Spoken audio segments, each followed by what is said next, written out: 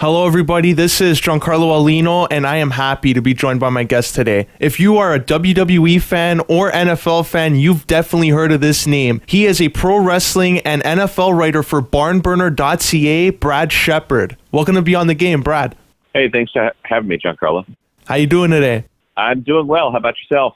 Doing very good. Looking forward to talking NFL with you. Brad, as mentioned, you contribute to Barnburner.ca. For our listeners that may be unfamiliar with Barnburner, how would you describe the Barnburner.ca's website and podcast? Yeah, Barnburner.ca is just a really good source for sports news, professional sports. And we also have some big wrestling news as well, very high-level big wrestling news. So I do a lot of that. I do a professional wrestling podcast with Joe Pasek every week. And also I'm very focused on the NFL. I do an NFL Blitz podcast every week as well. All the latest up-to-date news on the NFL, previews of the games, just a lot of NFL and WWE stuff right now. Yeah, and one of the podcasts you regularly contribute to, you recap the week in the NFL on the NFL Blitz podcast. This season has been interesting to say the least. What team has stood out to you so far? Well, a couple of teams have stood out to me. Obviously, the Kansas City Chiefs. Patrick Mahomes right now is playing incredible, and he's just been an unstoppable part of the Kansas City offense. So for me, the Chiefs are in a great position. I think the Cleveland Browns with Baker Mayfield as quarterback have evolved into something a lot more exciting. That's definitely something to watch. I think the New England Patriots is a situation to watch, if only to see if they're able to recover. They certainly went 2-2 last season. They're 1-2 now. Week 4 coming up is going to be a very big weekend for the franchise and this season. So we'll see how that plays out. And then I would say the LA Rams.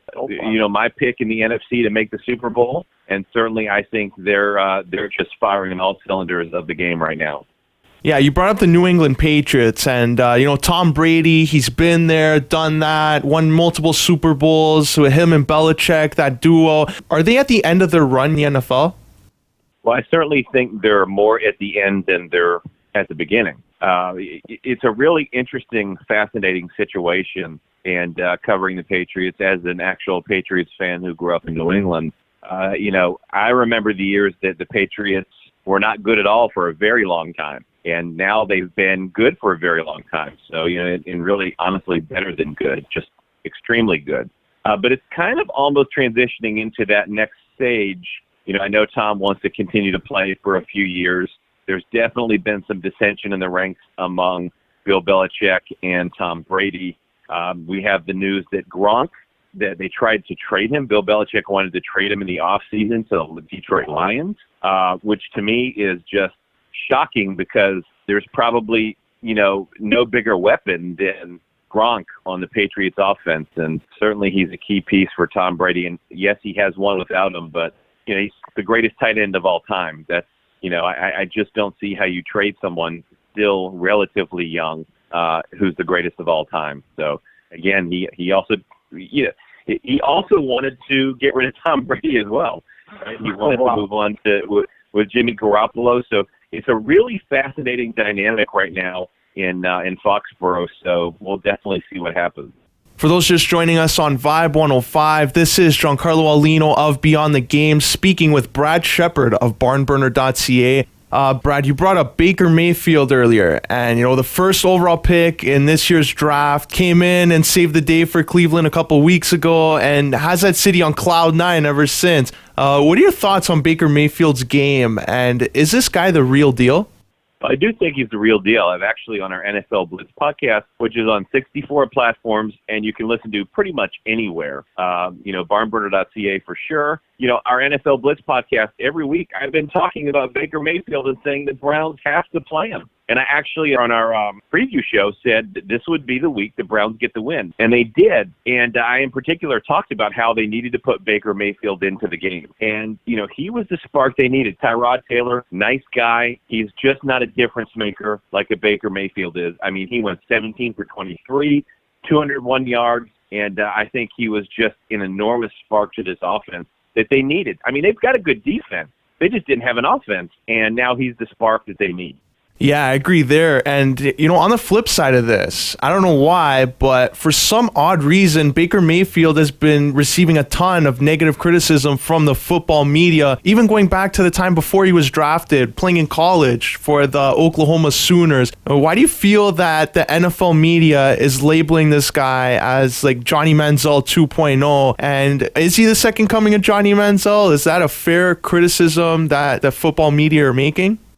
I don't think it's a fair criticism. I mean, sure, there's some comparisons in that, Baker's a little bit flashy. He's got charisma. They're both relatively similar in size, but I think that's really where it ends. I mean, I don't hear of Baker Mayfield, having illegal off the court, off the field antics, getting into trouble. He just has personality, and I think that actually could be a good thing. I don't think it's a fair comparison. I really don't. I don't think you're really diving into the weeds too much to make a comparison like that. And frankly, I don't think you're giving him a chance. When you do something like that, give the guy a fair shake. Who cares that he looks after his phone or pulls up Twitter or pulls up whatever after he gets a big win? I don't really see why that's a problem. And so, I think you need to focus the story on what matters, which is he came in, he was a big factor for the Cleveland offense, and he led that team to victory, something that they badly needed. That should be the story, not that he got on his phone after the win and texted or tweeted or whatever. Yeah, and another name in football that the media has been like 50-50 on is Colin Kaepernick. And,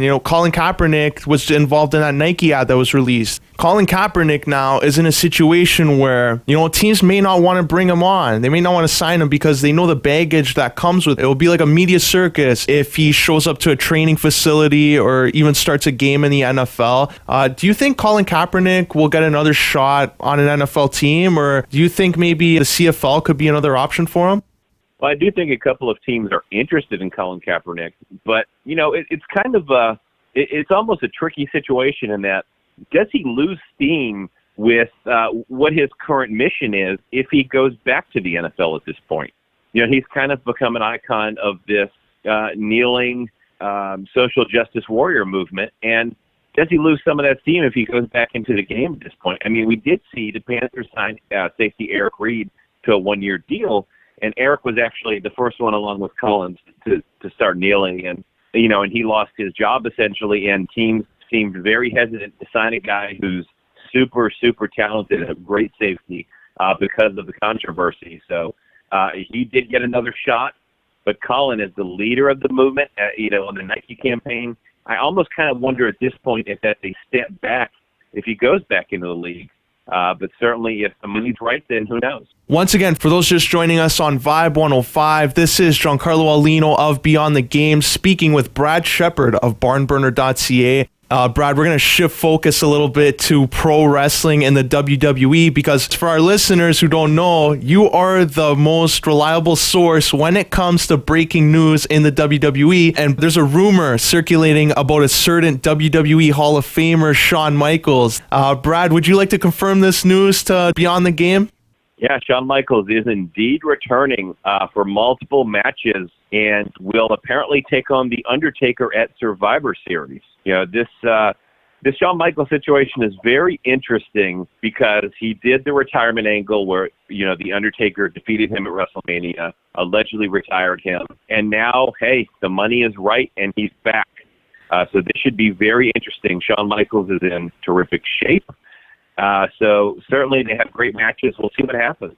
So do you think this is going to be a long-term comeback for Shawn Michaels, or is this like a one-off type of return against The Undertaker?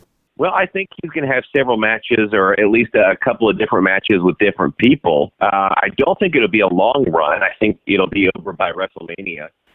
But, this is, I guess, for a lot of fans who, of course, they can see his older matches on the network, but fans who haven't seen him live, for example, in Lifetime, what have you, I think this is a unique opportunity to see a living legend in the industry lace the boots back up again, have an important match, and see what you've been missing for the past few decades. So it's a really interesting situation. It's drawing a lot of intrigue. I think anytime you talk about the legends when they return, and you can certainly critique that because they need the legends now, but every time they come back, they get the biggest reactions.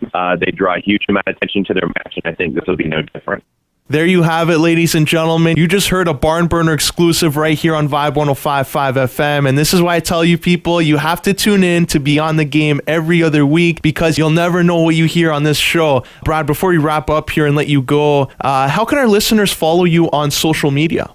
Yeah, absolutely. You can follow me on Twitter at the Brad Shepard, Shepard. And you can also email me as well at brad@barnburner.ca.